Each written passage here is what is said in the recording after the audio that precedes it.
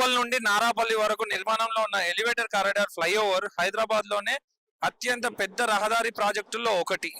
Uppal Narapalli elevator corridor flyover Uppal ring road నుండి నారాపల్లి వరకు traffic రద్దీని తగ్గించడం, హైదరాబాద్ వరంగల్ వైపు హైవే వేగవంతమైన ప్రయాణం కల్పించడం, ఈ యాదాద్రి భువనగిరి వైపు వరంగల్ వైపు వెళ్లే వాహనాలకు సౌకర్యాలు చాలా ఈజీగా కల్పించడం, ప్రయాణికులు ప్రయాణం చేసే సమయాన్ని 20 నుంచి 25 నిమిషాల వరకు తగ్గించడం. దాదాపు ఈ ఫ్లైఓవర్ ఏదైతే ఉందో లెంత్ దాదాపు 6.5 కిలోమీటర్ల నుండి 8 కిలోమీటర్ల వరకు ఉందని మనకు నివేదికలో తెలుపుతున్నారు. తెలంగాణలోనే హైయెస్ట్ ఫ్లైఓవర్ ఇప్పటి వరకు PVNR ఎక్స్ప్రెస్ ఉండేది. సో దాని తర్వాత అతిపెద్ద ఫ్లైఓవర్ గా ఇది అవతరించబోతుంది.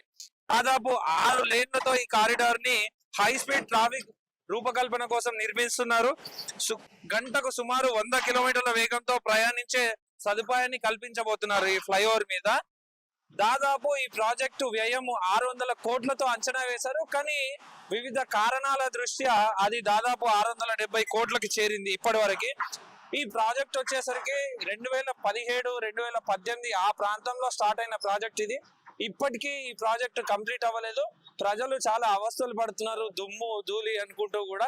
అండ్ ఈ ప్రాజెక్ట్ వచ్చేసరికి కేంద్ర మంత్రి నితిన్ గడ్కరీ వచ్చేసి దీన్ని శంకుస్థాపన చేయడం జరిగింది. కేంద్ర ప్రభుత్వం ఆధ్వర్యంలో ఈ ప్రాజెక్ట్ ని చేపట్టారు. బట్ ఇప్పటి వరకు కూడా కంప్లీట్ కాలేదు. 2018లో స్టార్ట్ అయిన ఈ వర్క్ ఇప్పటి వరకు కూడా దాదాపు 7 నుంచి 8 ఏళ్ళు అవుతున్న ఈ ప్రాజెక్ట్ ఇట్లనే మధ్యలో ఆగిపోయింది. ప్రజలు చాలా అవస్థలు పడుతున్నారు. వివిధ కారణాల వల్ల ఈ ఫ్లైఓవర్ పనులు ఆగిపోయినాయని మనకు తెలుస్తుంది.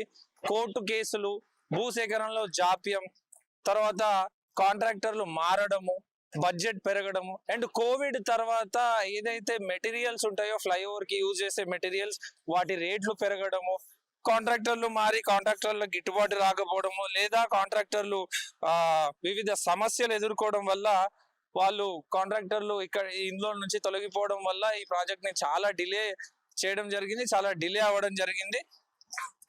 సో ఇప్పుడు R&B మంత్రి ఎవరైతే ఉన్నారో కోమటిరెడ్డి వెంకటరెడ్డి గారు మాట్లాడుతూ దసరా వరకు మేము ఈ ఫ్లైఓవర్ ని అందుబాటులోకి తీసుకొస్తామని చెప్పడం జరిగింది. దసరా వరకు అని చెప్పారు, కానీ ఈ దసరానా లేకపోతే మళ్ళీ వచ్చే దసరానా అనేది కూడా తెలీదు. బట్ ప్రస్తుతం అయితే పనులు వేగవంతంగా జరుగుతున్నాయి. ఇక్కడ ఉప్పల్ నారాపల్లి ఎలివేటర్ కారిడార్ లో దాదాపు 3 నెలల వరకు ఇక్కడ ట్రాఫిక్ డైవర్షన్స్ ఉంటాయి అని కూడా చెప్తున్నారు. బట్ ట్రాఫిక్ డైవర్షన్స్ కి సంబంధించి ఎటువంటి ఇన్ఫర్మేషన్ బోర్డ్స్ లేవు, ఎటువంటి సైన్ బోర్డ్స్ లేవు అని కూడా జనాలు ఇబ్బంది పడుతూ చెప్తున్న పరిస్థితి. సో ట్రాఫిక్ డైవర్షన్ ఎక్కడి నుంచి ఎక్కడికి ఉంది, ఎటు నుంచి ఎటు వెళ్ళాలి అనే ఇన్ఫర్మేషన్ కూడా లేకుండా పని స్టార్ట్ చేసేస్తున్నారు. మొత్తం చుట్టూ తిరిగి వెళ్లాల్సి వస్తుంది అని చెప్పేసి కూడా ఇక్కడ జనాలు మాట్లాడుతున్న పరిస్థితి. ఇక్కడి నుంచి యాదాద్రికి గాని లేదా వరంగల్ కి గాని వెళ్ళాలంటే ఇదే హైవే గుండా వెళ్తారు. బట్ ఇప్పుడు ఈ రోడ్డు క్లోజ్ అవడం వల్ల చుట్టూ తిరిగి వెళ్లాల్సి వస్తుంది జనాలందరూ అని చెప్పేసి చెప్తున్నారు. ఇన్ని రోజుల జాప్యంలో ఎంతో దుమ్ము, ఎంతో ధూళి, అండ్ ఇప్పుడున్న స్టీల్ ఏదైతే ఉందో ఆ ఫ్లైఓవర్ల మధ్యలో ఉన్న స్టీల్ కూడా తుప్పు పట్టిపోయిన పరిస్థితి అని కూడా ఇక్కడున్న ప్రజలు చెప్తున్న పరిస్థితి. బట్ ఏది ఏమైనా మేము చాలా హ్యాపీగా ఫీల్ అవ్వాలి. అట్లీస్ట్ ఇప్పటికైనా ఈ ఫ్లైఓవర్ ని పట్టించుకొని ఈ ఫ్లైఓవర్ ని కంప్లీట్ చేస్తామని ముందుకు రావడము, గవర్నమెంట్ కూడా ముందుకు రావడము చాలా శుభ పరిణామం అని చెప్పేసి కూడా ఇక్కడున్న నివాసితులు చెప్తున్నారు. సో మాట్లాడించే ప్రయత్నం చేద్దాం ఇక్కడున్న నివాసితులతోటి కూడా. నమస్తే. నమస్తే. సో ఇప్పుడు ఉంది కదా ఇది ఉప్పల్ నుంచి నారాపల్లి కారిడార్, ఇది అసలు ఎప్పుడు స్టార్ట్ అయింది, ఎన్ని రోజుల్లో కంప్లీట్ చేస్తామన్నారు స్టార్ట్ అయినప్పుడు? ఇప్పుడు ఎందుకు ఆగిపోయింది ఇన్ని రోజులు? 8-9 years అవుతుంది. గవర్నమెంట్ ఇది సెంట్రల్ గవర్నమెంట్ అంటారు, స్టేట్ గవర్నమెంట్ అంటారు, మళ్ళీ ఇప్పుడు మధ్యలో గవర్నమెంట్ కొత్త గవర్నమెంట్ వచ్చింది. మరి మొత్తానికి అయితే చాలా ఇబ్బంది పడుతున్నారు పబ్లిక్ అయితే. మాకైనా చాలా ఇబ్బంది అవుతుంది షాప్ వాళ్ళందరికి. ఫుల్ పొల్యూషన్, మొత్తం దుమ్ము అంతా వస్తుంది మాకు షాప్లలో. అసలు ఇప్పుడున్న గవర్నమెంట్ ఏమో దాదాపు 3 నెలల్లో దీన్ని అందుబాటులోకి తీసుకొస్తామని చెప్పేసి అన్నారు. కోమటిరెడ్డి వెంకట సార్ వచ్చిపోయి ఉండే మధ్యలో, వచ్చి దసరా వరకు ఓపెన్ చేస్తాం అన్నారు. అంటే ఇప్పుడున్న పరిస్థితులలో 3 నెలలు ఈ పని అంతా కంప్లీట్ అయ్యే పరిస్థితి ఉందా? కాదు, 90% కాదు. ఇప్పుడు ఏడైతుంది 3 months ఎట్లయితే కాదు, చాలా టైమే పడుతుండొచ్చు. సో మీకు మీ బిజినెస్ కి గానీ మీకు గానీ ఏమైనా ఎఫెక్ట్ ఉందా? ఎఫెక్ట్ ఉంటది, కంపల్సరీ ఉంటది. ఇప్పుడు అంతా బయట నుంచి వెళ్ళిపోతున్నాయి వెహికల్స్ అంతా. ట్రాఫిక్ డైవర్షన్ బోర్డులు కూడా పెట్టలేదని చెప్పేసి ఉంటున్నాం. రోజుకు ఒక ఏరియాలో పెడుతుండ్రు ట్రాఫిక్ డైవర్షన్ బోర్డు.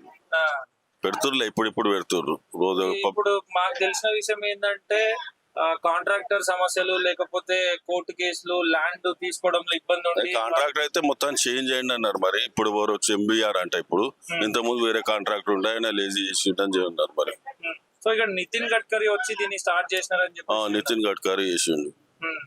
సో ఇక్కడ చేసినారా లేకపోతే అక్కడ స్టార్టింగ్ కాదు, అది అక్కడ ఢిల్లీలో కూర్చొని చేసిండు అనుకుంటా, వర్చువల్ గా చేసిండు.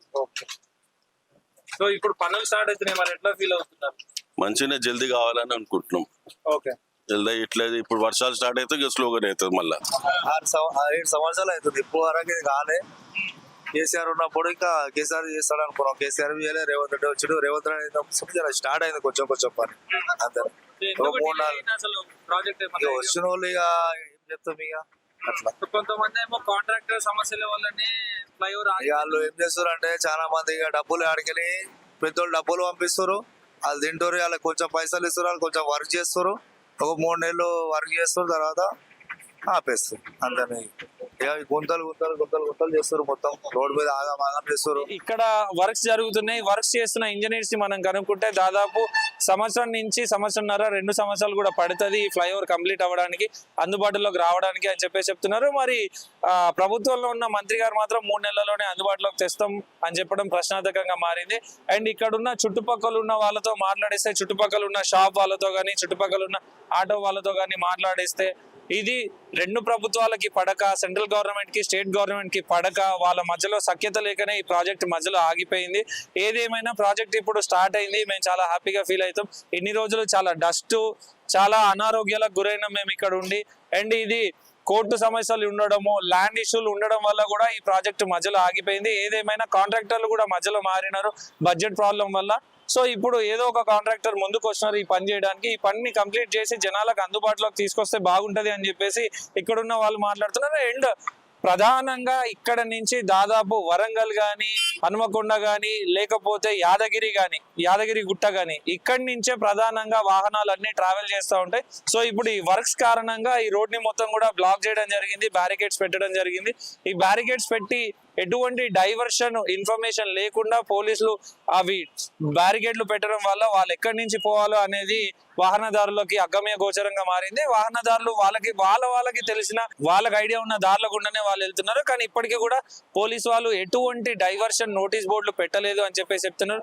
ఏది ఏమైనా దాదాపు గత 8 నుంచి 9 ఏళ్ల నుంచి ఆగిపోయిన ఫ్లైఓవర్ వర్క్స్ పనులు ఇప్పుడు స్టార్ట్ అయినాయి. సో ఇక్కడ మనం చూసుకోవచ్చు, ఇంజనీర్స్ వర్క్ చేస్తున్నారు. సో ఇది ఈ ఫ్లైఓవర్ పొడవు దాదాపు 6.5 నుంచి 8 కిలోమీటర్ల పొడవు ఉండే ఫ్లైఓవర్ అనమాట. ఇది ఏదైతే మన హైదరాబాద్ లోనే బిగ్గెస్ట్ ఫ్లైఓవర్ ఉందో పివిఎన్ఆర్ ఎక్స్ప్రెస్, సో దాని తర్వాత హైదరాబాద్ లోనే బిగ్గెస్ట్ ఫ్లైఓవర్ గా పేరుగాంచబోతున్న ఫ్లైఓవర్ ఇది అనమాట. దీని వ్యయం దాదాపు 600 కోట్లతో ప్రారంభించినారు. కేంద్ర మంత్రి నితిన్ గడ్కరీ ఎవరైతే ఉన్నారో దీన్ని వర్చువల్ గా ప్రారంభించినారు ఈ పనిని. బట్ ప్రారంభించినప్పటి నుంచి జస్ట్ పిల్లర్ల వరకే ఈ పని జరిగింది, ఇప్పటి వరకు ఏ వరకు ముందుకెళ్ళలేదు. 600 కాస్త దాదాపు 670 కోట్లకు వెళ్ళింది ఈ ప్రాజెక్టు. అండ్ ఇక్కడ భూసేకరణ విషయంలో ఇష్యూ జరిగింది, అండ్ కోర్టు ఇష్యూలు ఉన్నాయి. కోవిడ్ రావడం వల్ల కూడా మెటీరియల్ రేట్లు పెరగడము, కాంట్రాక్టర్ కి గిట్టుబాటు లేకపోవడం వల్ల కూడా ప్రాజెక్టులు మధ్యలో ఆగిపోయినాయి అని చెప్పేసి చెప్తున్నారు. బట్ ఎనీవే ఫైనల్ గా ఇక్కడ వర్క్ స్టార్ట్ అవ్వబోతున్నాయి. వర్క్ స్టార్ట్ అయినాయి కూడా, ఫ్లైఓవర్ అందుబాటులోకి వస్తే ఇక్కడ ట్రాఫిక్ కంట్రోల్ అవుతుంది, అండ్ మేము కూడా చాలా హ్యాపీగా ఫీల్ అవుతాం అని చెప్పేసి ఇక్కడ ఉన్న స్థానికులు చెప్తున్న పరిస్థితి. అండ్ ఆటో వాళ్ళని చూసుకుంటే ఆటో వాళ్ళకు కూడా అసలు వాళ్ళు ఇక్కడ పోలేని పరిస్థితి. ఇక్కడ నుంచి వచ్చే ప్యాసింజర్స్ ని మేము ఎక్కించుకొని తీసుకెళ్దామంటే కూడా ఆటోలను ఇక్కడ పెట్టనీయకుండా ఉంటున్నారు పోలీసు వాళ్ళు. అండ్ ప్రధానంగా ఆటో వాళ్ళు చెప్పే ఒకే ఒక మాట ఏంటంటే ఫ్రీ బస్ ని రద్దు చేయండి, ఫ్రీ బస్ ని రద్దు చేసి మా పొట్ట నింపండి, ఫ్రీ బస్ వల్ల మాకు చాలా లాస్ అవుతుంది అని చెప్పేసి ఆటో కార్మికులు ఆవేదన వ్యక్తం చేస్తున్నారు. అండ్ డీజిల్ రేట్లు పెరగడము, ఫ్రీ బస్సు పెట్టడం వల్ల బస్ స్టాప్ ఒక 2 కిలోమీటర్ల దూరం ఉన్న లేడీస్ నడుచుకుంటూనే వెళ్ళి బస్ ఎక్కుతామని చూస్తున్నారు తప్ప మా ఆటో ఎక్కట్లేదు. అండ్ ఒకసారి ఫ్రీ బస్ అని చెప్పేసి పెట్టి లేడీస్ కి ఫ్రీ ఇచ్చి జెంట్స్ కి రేట్లు కూడా పెంచినారు. ఇది కరెక్ట్ కాదు, అది వాళ్ళు గ్రహించలేకపోతున్నారు, అది మాకు తెలుసు అని చెప్పేసి ఆటో కార్మికులు చెప్తున్నారు. మాకు 12,000 ఇస్తున్నారు, అది కూడా లేదు. కనీసం ఫ్రీ బస్ ని రద్దు చేయండి, అప్పుడైనా మా పొట్ట నిండుతుంది, మా కుటుంబం గడుపుతాము, మా కుటుంబం కూడా హ్యాపీగా గడుపుతుంది అని చెప్పేసి ఆటో కార్మికులు కూడా చెప్తున్నారు. ఏది ఏమైనా Uppal to Narapalli flyover work start అయినాయి. వీలైనంత తొందరగా ఫ్లైఓవర్ ని ప్రభుత్వం అందుబాటులోకి తీసుకొస్తే ప్రజల సౌకర్యార్థం అందరూ హ్యాపీగా ఫీల్ అవుతారు. దాదాపు 25 నుంచి 30 నిమిషాల ప్రయాణ సమయాన్ని తగ్గించిన వాళ్ళు అవుతారు అని చెప్పేసి కూడా ఇక్కడున్న స్థానికులు చెప్తున్న పరిస్థితి. కెమెరామ్యాన్ సాయితో మల్లేష్, కైజర్ న్యూస్, హైదరాబాద్, ఉప్పల్.